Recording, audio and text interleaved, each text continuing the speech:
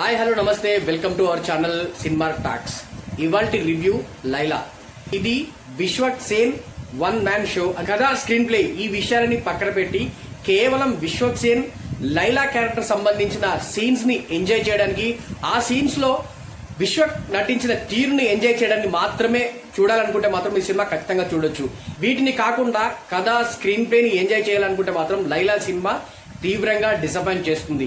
ఎందుకంటే రొటీన్ కథని అంతే రొటీన్ గా తెరపై ఆవిష్కరించాడు దర్శకుడు రామ్ నారాయణ్. ఆ విషయాన్ని పక్కన పెడితే ముందు విశ్వక్ సేన్ సంబంధించిన నటన గురించి మాట్లాడదాం. అసలు ఇలాంటి క్యారెక్టర్ ని ఒప్పుకున్నాడంటే ముందు విశ్వక్ సేన్ కి హ్యాట్స్ ఆఫ్ చెప్పాలి.